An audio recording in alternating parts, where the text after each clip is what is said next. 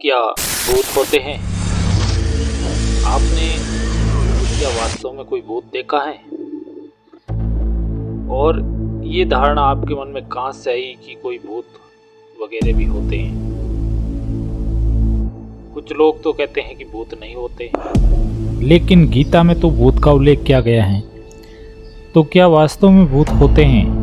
और एक और हम आजकल आचार्य प्रशांत को सुन रहे हैं, तो वो उन्हीं वेद पुराण और गीता के आधार पर, खासकर गीता के आधार पर ही कह रहे हैं कि भूत नहीं होते। तो ये कन्फ्यूजन तो लोगों के मन में है, और ये इसलिए भी हैं क्योंकि ऐसा लगता तो है कि भूत होते हैं, लेकिन भूत को किसी ने देखा नहीं, या आज तक भूत को किसी ने इस पर कोई रिसर्च नहीं हुई कि वास्तव में भूत होते हैं कि नहीं होते, क्योंकि अभी इस पर अनभिज्ञता है। एक प्रकार की जानकारी का अभाव भी है, लेकिन दूसरी प्रकार के हम देखते हैं कि इस पर अंधविश्वास भी खूब फल फूल रहा है। तो इस प्रकार से ये धारणा एक ओर से खंडित भी हो रही है, दूसरी ओर से इसका महिमामंडन भी हो रहा है। लेकिन आज के विज्ञान के युग में देखें तो बहुत लोगों को अब भूतों पर विश्वास कम होने लगा है।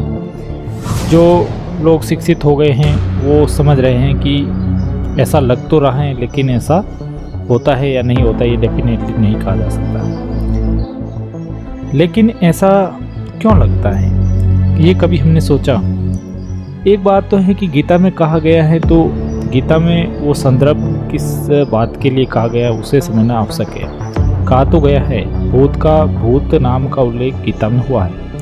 इस बात से मैं सहमति देता हूँ, और मैंने खूब रिसर्च की है, तो मैंने ये पाया है कि जो हम कहते हैं भूत, उसके क्या अर्थ होते हैं, पहले हम उसे देख लें। इसका अर्थ होता है, एक तो सूक्ष्म जीव है, उससे इसका अर्थ लिया गया है। और ये जो भूत की अवधारणा कंसेप्ट है, ये काफ़ी कुछ लिटरेचर साहित्यिक रूप में है, और इसका वैज्ञानिक कोई प्रमाण नहीं है। वैज्ञानिक प्रमाण नहीं है, लेकिन सूक्ष्म जीवों का वैज्ञानिक प्रमाण है। और गीता में जो इस भूत का उल्लेख किया गया है, भूत नाम का, वो सूक्ष्म जीव के संदर्भ में किया गया है। तो हम देख रहे हैं कि जो भूत हैं वो जीव को कहा गया है जो सूक्ष्म होता है, और सूक्ष्म में भी वो जीव जो एकदम शुरू में, जैसे कि विज्ञान में प्रमाण मिलता है कि जीव का जो शुरू में है, जो जल में इसका उत्पत्ति हुई, फिर इसका एवोल्यूशन हुआ, तो हम समझ सकते हैं कि भूत है वो एक शुरुआती सूक्ष्म जीव है, जिसकी उत्पत्ति होती है और जिसका अंत होता है, लेकिन उसकी जन्म और मृत्यु नहीं होती है। उसकी हम एक अलग योनि दे देते हैं, वो हमारा एक शुरुआती जीव है। ठीक है, तो उस सूक्ष्म जीव को भूत कहा गया है, पर्टिकुलर उस अर्थ में। ठीक है, और वो सही बात भी है, और उसकी एक अलग दुनिया मान ली गई है, जो हमारी दुनिया बनने से पहले की है, सबसे पहले की है। और इसमें बहुत सारे ये भी प्रश्न आते हैं कि तो मनुष्य का ही भूत क्यों बनता है, ऐसा क्यों, मतलब कंसेप्ट में है हमारे, इनका जानवरों का भूत कहाँ चला जाता है? तो इस पर यह भी तर्क दिया जाता है कि मनुष्य एक कर्म योनि है, बाकी जानवर जो है भोग योनि है, और मनुष्य अपना कर्म करता है तो उस अनुसार उसको वैसा योनि प्राप्त होता है। ये बात भी बिल्कुल सही है, लेकिन इस किस संदर्भ में सही है, इस बात को समझना आवश्यक है। देखिए, मनुष्य के लिए तो मैं अलग से एक पूरा वीडियो बनाएंगे, उसके लिए जिस बात का उल्लेख किया जाता है, भूत योनि, स्वर्ग नरक, बहुत कुछ है उसमें। लेकिन इसमें अभी इतना समझ लेते हैं कि गीता में भी उल्लेख किया गया है कि मनुष्य जब मरता है तो उसमें से एक जीवात्मा होती है, वो हैं जो अपने फल भोगने के लिए चली जाती है स्वर्ग या नरक, और उसके बाद में पुण्य है जो इस धरती पर मानव रूप में जन्म लेती है, जब उसके कर्म उसके खत्म हो जाते हैं, जब उसके भोग कर्म खत्म हो जाते हैं। देखिए, इसमें बात सही है, इस बात को हम गलत नहीं कह रहे हैं। गीता में बहुत सारी बातें कही गई हैं, उसके संदर्भ को समझने की आवश्यकता है, उसकी सही मीनिंग को समझने की आवश्यकता है। लेकिन कंसेप्ट अगर गलत हो तो लोगों के मन में एक वहम बैठ जाता है, एक शंका बैठ जाती है जिसका निवारण आवश्यक है और जिससे अंधविश्वास पनप रहा है। इसलिए मैं इस भूत नामक जो शंका लोगों के मन में बैठ गई है उसका मैं निवारण चाहता हूँ और इसका मैंने निवारण करने का पूर्ण प्रयास किया है। मैंने बहुत सारे रिसर्च किए हैं और मुझे सही नतीजे पर पहुँचा दिया है और बात को मैं समझ पाया हूँ और मैं समझाने की कोशिश करूँगा आपको। ऐसा लगता क्यों है?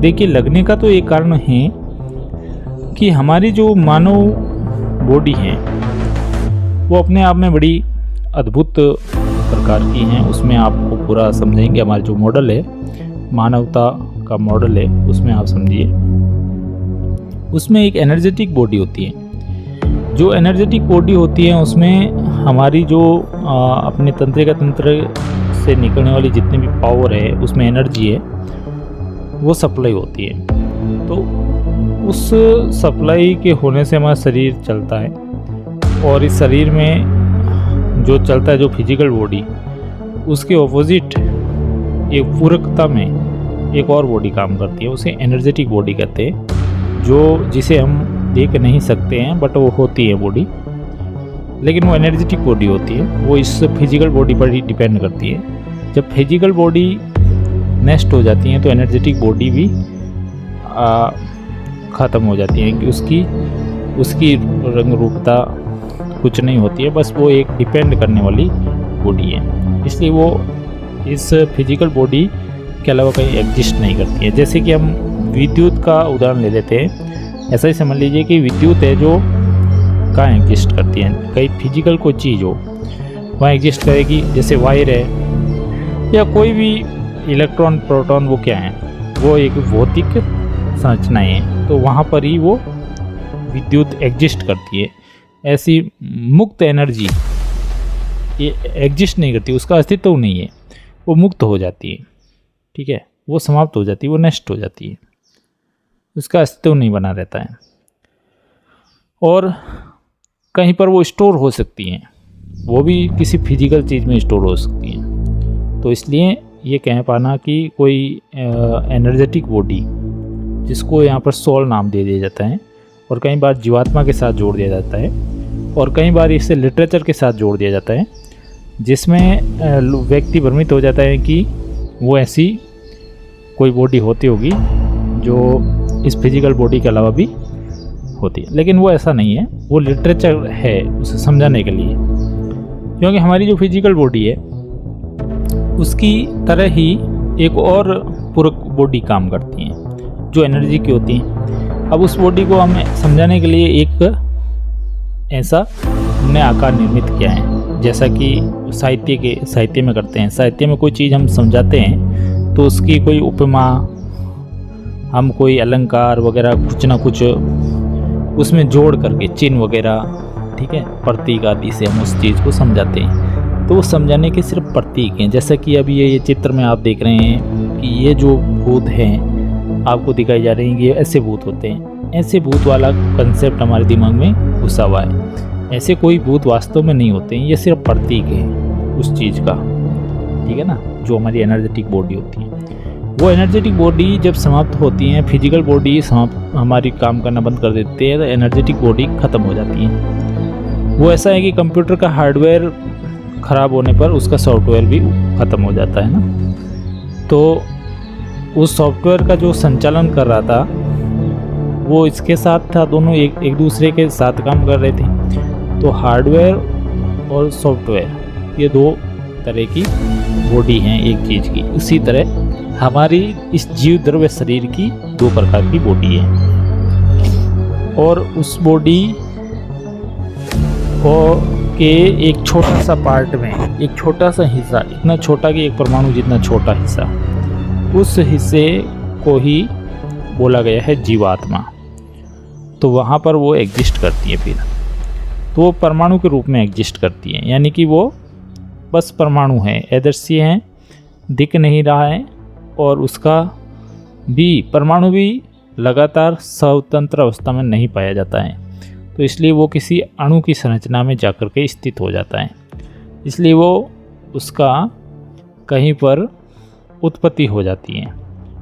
यानी कि इसे थोड़ा समझ लीजिए कि ये उत्पत्ति, जन्म, मृत्यु, उत्पत्ति और अंत, और स्वर्ग और नरक क्या हैं।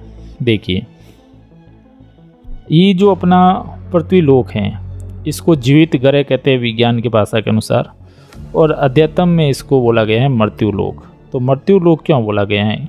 अभी तक जो भी ज्ञात हैं हमारे सौरमंडल में, हमारे इतने नज़दीक ग्रह तारों में, वहाँ पर चीज़ें हैं वो बनती और बिगड़ती हैं। मतलब कि जैसे परमाणु है, तो परमाणु का जन्म नहीं होता, हम जानते हैं। परमाणु की उत्पत्ति होती है और परमाणु नष्ट होता है, उसका अंत होता है। जन्म के लिए जनन की प्रक्रिया से गुजरना होगा, उसका जनन होगा, उसका जनक जननी होगी।